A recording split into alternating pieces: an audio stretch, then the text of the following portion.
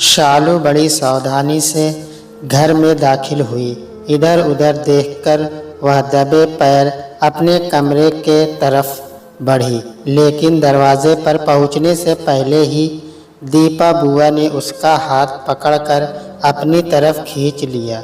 दीपा बुआ तकरीबन धक्के लते हुए दीपा को कमरे के अंदर ले गई और अंदर जाते ही सवालों की झड़ी लगा दी।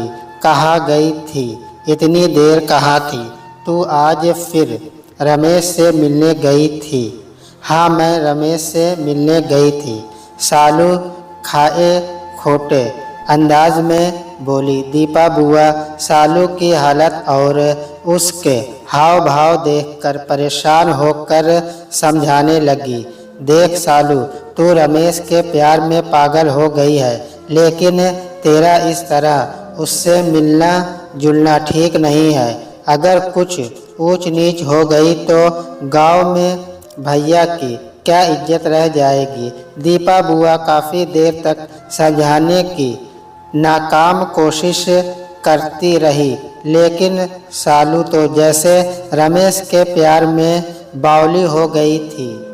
उसको ऊंच नीच सही गलत कुछ नज़र नहीं आ रहा था। सालू के पिता रामबरन गांव के रसूलदार किसान माने जाते थे। 2 जोड़ी बैल, 4-5 भैंसे, ट्रैक्टर ट्राली, 50 बीघा खेत, सभी कुछ सुविधाओं से भरा पड़ा था। पक्का मकान, सब कुछ उन्होंने अपनी मेहनत से बनवाया था। रामबरन के घर में उनकी पत्नी, एक बेटा और बेटी थी। पति से अनबन होने की वजह से उनकी छोटी बहन भी उनके साथ ही रहती थी।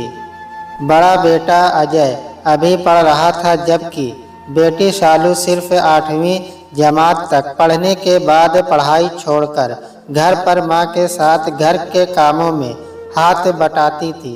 शालू जब 8वीं जमात में पढ़ रही थी, तभी बगल के गांव में ही उसकी शादी करके रामबरन ने बेटी की जिम्मेदारी से छुटकारा पा लिया था। शादी के समय शालू का होने वाला पति 10वीं जमात में पढ़ता था। दोनों शादी के समय छोटे थे, इसलिए शादी के बाद गौने में विदाई तय थी। शालू और रमेश का गांव अगल बगल में ही था, इसलिए बाजार में या किसी दूसरे काम से आने जाने पर कभी कभार दोनों का सामना हो ही जाता था। समय बीतता गया। रमेश और शालू दोनों बड़े हो गए थे। रमेश 10वीं जमात पास करने के बाद आगे की पढ़ाई करने के लिए शहर में अपने चाचा के पास चला गया था और उसके बाद हॉस्टल में रहने लगा था। वह घर पर बहुत कम आता था और अब उसको शहर और हॉस्टल की हवा लग गई थी। शालू घर के कामों में बेहद माहिर हो गई थी। यह देखकर रामबरन ने उसे सिलाई सीखने की इजाज़त देती थी, इसलिए अपनी कुछ सहेलियों के साथ वह सिलाई सीखने जाती थी। शालू को ऊपर वाले ने बड़ी ही फुर्सत से बनाया था। साफ चमकता हुआ बेदाग चेहरा, दूध और गुलाब की पंखुड़ी जैसे गुलाबी बालों का रंग, बड़ी बड़ी कजरारी झील जैसी गहरी आँखें, तोते सी नाक, गुलाबी होठ, कमर तक लटकते काले घने रेशमी बाल, भरा हुआ बदन, आँखों पर काजल। ऐसा लगता था जैसे किसी ने चाँद पर कालिज की बिंदी लगा दी हो।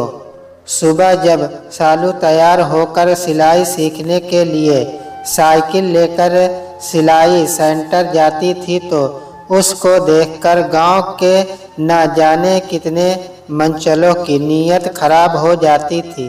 शालू को देखते ही तरह तरह की बातें करते हुए लड़के अपने होठों पर जीभ फेंटने लगते थे, जिसका अंदाज़ा शालू को भी होता था, लेकिन वह किसी को भी घास नहीं डालती थी। क्योंकि उसे अपने और रमेश के रिश्ते का मतलब पता था। दीपावली आ रही थी, कॉलेज बंद हो रहे थे।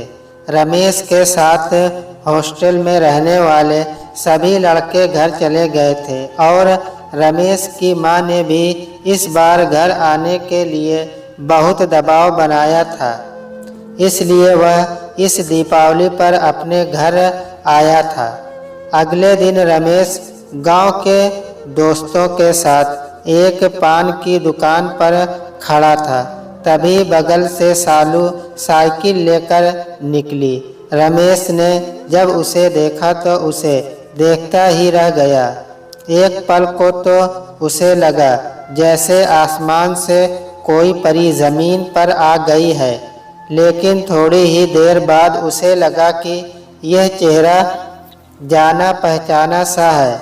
वह उसे याद करने की कोशिश करने लगा कि इसे कहाँ देखा है, लेकिन काफ़ी दिन बीत जाने व कोई मेल जोल न होने की वजह से याद नहीं आ रहा था।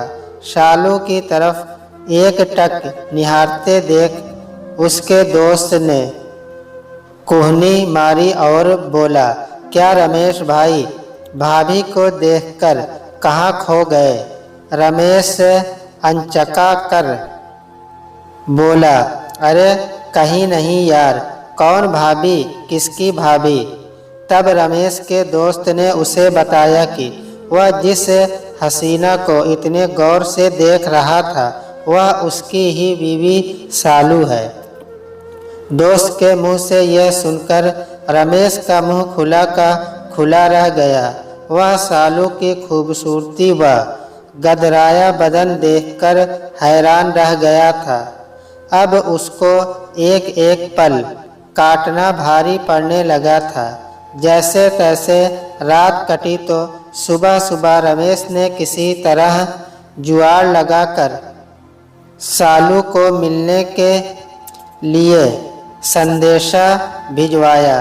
संदेशा सुनकर सालू सोच में पड़ गई थी, क्योंकि इस संदेशे में रमेश ने मिलने को कहा था, लेकिन वह सोच रही थी कि अगर रमेश से मिलते हुए किसी ने देख लिया तो बदनामी होगी, और अगर ना मिलने गई तो रमेश के नाराज़ होने का डर था।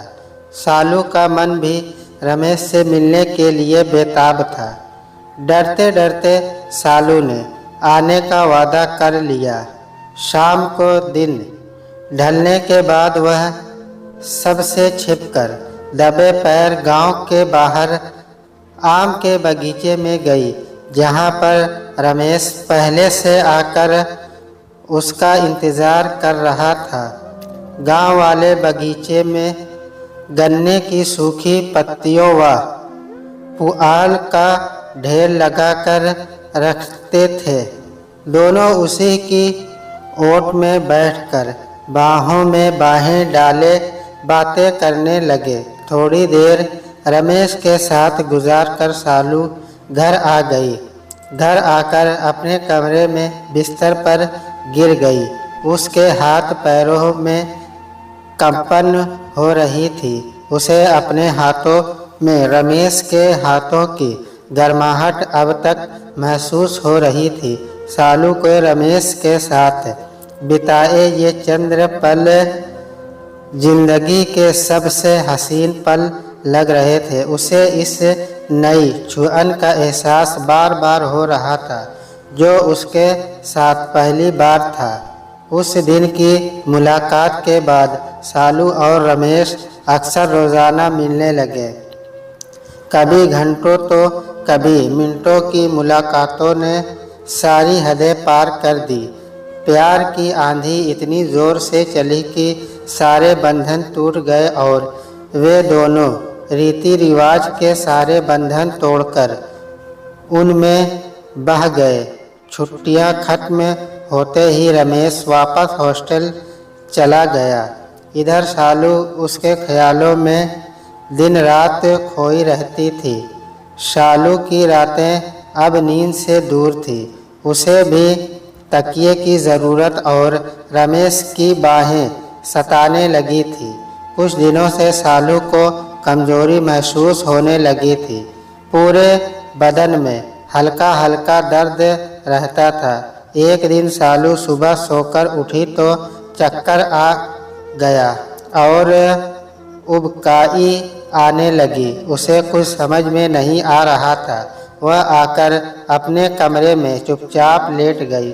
सालू को इतनी देर तक सोता देख दीपा बुआ उसके कमरे में चाय लेकर आई और बोली, तबीयत ज़्यादा खराब हो तो डॉक्टर के पास चलते हैं। सालू ने मना कर दिया और बोली, नहीं बुआ, बस ज़रा सी थकावट लग रही है, बाकी मैं ठीक हूँ।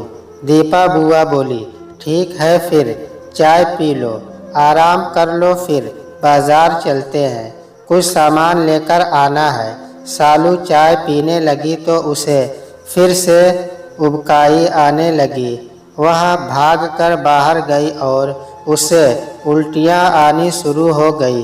दीपा बुआ उसे उल्टी करती देखते देख परेशान हो गई और सालू से पूछने लगी, सालू सच बता, तुझे यह सब कब से हो रहा है?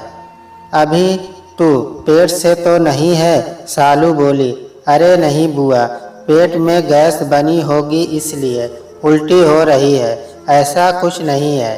दीपा बुआ का दिल नहीं माना। वे सालू को लेकर नज़दीक के सरकारी अस्पताल में गई तो पता चला कि सालू सच में पेट से थी। यह सुनकर दीपा बुआ सन्न रह गई। घर आकर दीपा बुआ सालू को झकझोरते हुए पूछने लगी, ये क्या किया सालू तूने? कहा था ना कि तेरा अभी गौना नहीं हुआ है, रमेश से मिलने मत जाया कर, कुछ ऊंच नीच हो गई तो क्या होगा, लेकिन तेरी अक्ल पर तो पत्थर पड़े थे, अब बता कि हम क्या करें? सालू सिर्फ रोए जा रही थी, क्योंकि गलती तो उससे हुई ही थी, लेकिन अभी भी सुधर सकती थी। उसने दीपा बुआ से कहा, बुआ आप बाबूजी से बात करो कि वे मेरा गौना करा दे, और मैं रमेश से बात करती हूँ, मैं उसे बताती हूँ, वह ज़रूर कुछ करेगा। सुबह सब लोग चाय पी रहे थे, तब दीपा बुआ ने रामबरन से सालू के गौने की बात छेड़ी तो रामबरन बोले, हाँ मुझे भी पता है कि अब गौना निपटा देना चाहिए, बेटी राजी खुशी अपनी ससुराल में रहे, मैं उन लोगों से कल ही बात करता हूँ। यह सुनकर दीपा और सालू दोनों ने चैन की सांस ली।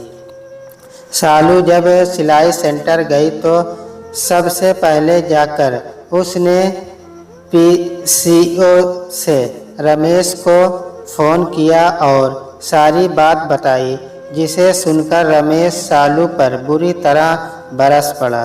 यह क्या बेवकूफ़ों वाली हरकत की तूने? अभी तो मैं पढ़ रहा हूँ और इतनी जल्दी बच्चा नहीं चाहिए मुझे। जाकर डॉक्टर से इसको गिराने की दवा ले आओ, मैं अभी इसकी जिम्मेदारी नहीं उठाऊंगा, और लोग सुनेंगे तो क्या कहेंगे? पूरे गांव में मेरी बदनामी होगी, सब मेरा मजाक उड़ाएंगे कि गौने से पहले बाप बन गया। नहीं नहीं सालू, यह बच्चा नहीं चाहिए मुझे। यह बोलकर रमेश ने फ़ोन रख दिया और सालू हेलो हेलो करती रह गई। उस दिन सालू का मन सिलाई सेंटर में भी नहीं लगा। वह जल्दी घर वापस आ गई और अपने कमरे में जाकर अंदर से दरवाज़ा बंद कर औंधे मुंह बिस्तर पर गिर गई। उसके कानों में रमेश की बातें गूंज रही थी, दवा खा लो, बच्चा गिरा दो। उसने दोनों हाथों से कान बंद कर लिया और जोर चीख पड़ी, नहीं सालू की चीख सुनकर दीपा बुआ दौड़कर आई और दरवाज़ा ज़ोर ज़ोर से पीटने लगी। दरवाज़ा खोलते ही सालू दीपा बुआ के गले लगकर ज़ोर ज़ोर से रो पड़ी। काफ़ी देर तक रोने के बाद जब उसका जी हल्का हुआ तब दीपा ने उसके आंसू पोंछते हुए प्यार से पूछा, क्या हुआ, क्यों रो रही हो? रमेश से बात हुई? क्या बोला उसने? दीपा ने पुचकार कर पूछा तो सालू फिर बिलख पड़ी और बोली, बुआ, रमेश ने कहा है कि उसे ये बच्चा अभी नहीं चाहिए। वह बोल रहा है कि मैं दवा खा लूँ और इस बच्चे को गिरा दूँ। तूने क्या जवाब दिया? तू क्या करने वाली है?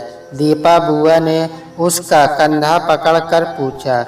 बुआ, उसने मेरी बात ही नहीं सुनी। उसने फ़ोन काट दिया। बुआ, अब आप ही बताओ कि मैं क्या करूं?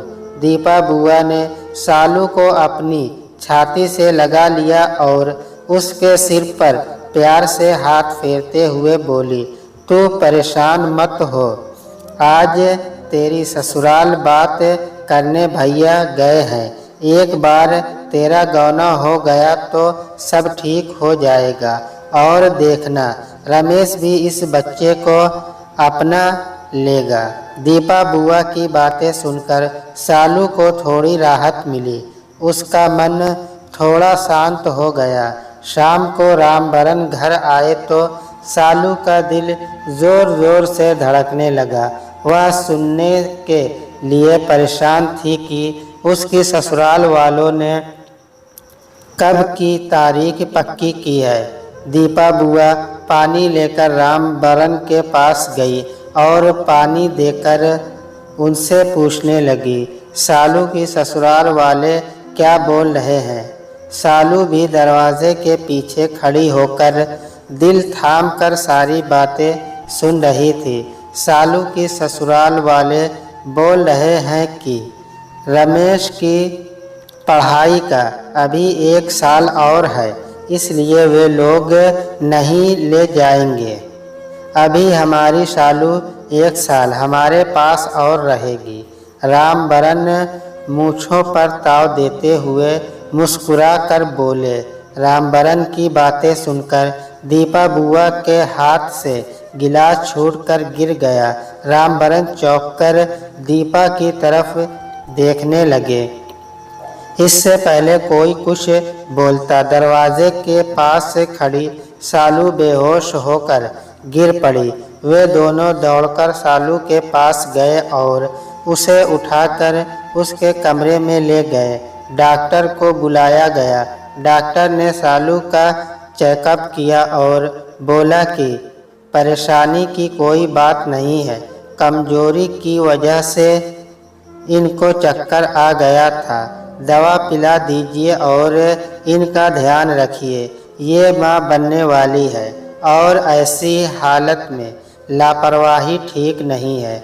डॉक्टर के मुंह से माँ बनने की बात सुनकर रामबरन हक्के बक्के रह गए। डॉक्टर के जाते ही सबसे सवालों की झड़ी लगा दी। दीपा बुआ ने पूरी बात रामबरन को बताई और बोली, भैया, गौने की तारीख जल्दी से पक्की करके आइए। अभी कुछ नहीं बिगड़ा है, सब ठीक हो जाएगा। उधर होश में आते ही सालू रोने लग गई। रोते रोते वह बोली, बाबूजी, मुझे माफ़ कर दीजिए, मुझसे बहुत बड़ी गलती हो गई। रामबरन सालू के सिर पर हाथ रखकर लंबी सांस लेकर बाहर चले गए। अगले दिन वे फिर सालू की ससुराल गए। घर पर दीपा और सालू बेचैन घूम रही थी कि न जाने क्या खबर आएगी। रामबरन दिन ढले थके हारे घर आए और आते ही सिर पर हाथ रखकर बैठ गए। उनको इस तरह बैठे देख सबका दिल बैठा जा रहा था। सब सांस रोककर उनके बोलने का इंतजार कर रहे थे। रामबरन रूधे गले से बोले, मेरी बेटी की जिंदगी बर्बाद हो गई। उन लोगों ने गौना कराने से साफ मना कर दिया। रमेश बोल रहा था कि वह अभी मिलने नहीं आता था। दीपा, वे लोग मेरी बेटी पर कीचड़ उछाल रहे हैं, तो ही बता कि अब क्या करूं मैं। दीपा बुआ और शालू दोनों रोने लगी। किसी की समझ में कुछ नहीं आ रहा था। उस रात किसी ने कुछ नहीं खाया और सब ने अपने अपने कमरे में करवटें बदल बदल कर रात बिताई। सुबह हुई, शालू ने उठकर मुंह धोया और बहुत देर तक खुद को आईने में देखती रही। मन ही मन एक फैसला लिया और बाहर आई। रामबरन बरामदे में बैठे थे और शालू उनके पैरों के पास जमीन पर बैठ गई और बोली, बाबूजी, मुझसे एक गलती हो गई है, लेकिन इस बच्चे को मारने का पाप मुझसे नहीं होगा। मुझसे यह पाप मत करवाइए। रामबरन ने शालू का हाथ पकड़ लिया और बोले, बेटी क्या चाहती है बोल, मैं तेरे साथ हूँ। मैं तेरे लिए सारी दुनिया से लड़ने के लिए तैयार हूँ। रामबरन की बात सुनकर शालू बोली, बाबूजी, इस नन्ही सी जान को मैं सारी दुनिया से लड़कर इस दुनिया में लाऊंगी और उस रमेश को नहीं छोड़ूंगी। अपने बच्चे को उसके बाप का नाम और हक दोनों दिलाऊंगी। रमेश बुजदिल हो सकता है, लेकिन मैं नहीं। मैं आपकी बेटी हूँ, हार मानना नहीं सीखा है। अपनी बेटी की बातें सुनकर रामबरन की आंखें भर आई। वे आंसू पोंछकर बोले, हाँ बेटी, मैं हर पल हर कदम पर तेरी लड़ाई में साथ हूँ। अगले दिन शालू और रामबरन दोनों जाकर वकील से मिले और उनको सारी बातें समझाई। वकील ने शालू को इतना बड़ा कदम उठाने के लिए सबसे पहले शाबाशी दी और बोले, बेटी तुम परेशान न हो, हम ये लड़ाई लड़ेंगे और ज़रूर जीतेंगे। धीरे धीरे समय बीतने लगा। रमेश पर केस दर्ज हो गया था। शालू हर पेशी पर अपने बाबूजी के साथ अदालत में अपने बच्चे के हक के लिए लड़ रही थी, तो बाहर दुनिया से अपनी इज्जत के लिए उसका बढ़ता पेट देखकर गांव वालों में कानाफूसी शुरू हो गई थी। लोग कई बार उसके मुंह पर बोल देते थे, देखो कितनी बेशर्म है, पहले मुंह काला किया, अब बच्चा जनेगी और केस लड़ेगी। शालू सारी बातें सुनकर अनसुना कर देती थी। समय बीतता गया और शालू ने समय पूरा होने पर एक खूबसूरत से बेटे को जन्म दिया। अदालत की तारीखें बढ़ रही थी और रामबरन का बैंक बैलेंस खत्म हो रहा था। खेत बेचने तक की नौबत आ गई थी, लेकिन बाप बेटी ने हिम्मत नहीं हारी, लड़ाई जारी रखी। वे कई सालों तक लड़ाई लड़ते रहे। एक दिन रामबरन को एक रिश्तेदार ने एक रिश्ता बताया। वे लोग शालू की सारी सच्चाई जानते थे, लेकिन जब तक केस खत्म नहीं हो जाता तब तक शालू अपनी ज़िंदगी के लिए कोई भी फैसला लेने को तैयार नहीं थी। इधर रमेश और उसके घर वाले अदालत के चक्कर लगा लगा कर परेशान हो चुके थे। वे लोग चाहते थे कि समझौता हो जाए, शालू उनके घर आ जाए और वे बच्चे को भी अपना खून मानने के लिए तैयार थे, लेकिन शालू ने सख्ती से मना कर दिया और लड़ाई जारी रखी। आखिरकार शालू की जीत हुई। अदालत ने रमेश को सजा सुनाई और उसे जेल भेज दिया गया।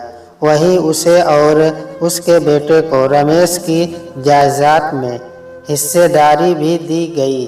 सालू ने हिम्मत दिखाकर अपना खोया हुआ मान सम्मान व अपने बेटे का हक सब वापस जीत लिया था। सालू इस जीत पर बेहद खुश थे। इधर सालू की शादी के लिए भी वे लोग जोर देने लग गए थे। एक दिन रामबरन ने सालू और योगेश की शादी करा दी। योगेश सालू को लेकर मुंबई चला गया। 1.5 साल बाद सालू और योगेश मुंबई से वापस आए तो सालू की गोद में 6 महीने की एक प्यारी सी बेटी भी थी। शाम को रामबरन जब घर आए तो देखा कि आंगन में सालू और योगेश अपने दोनों बच्चों के साथ खेलने में मगन थे। वे अपनी बेटी के उचित फैसले पर मुस्कुरा कर अंदर चले गए।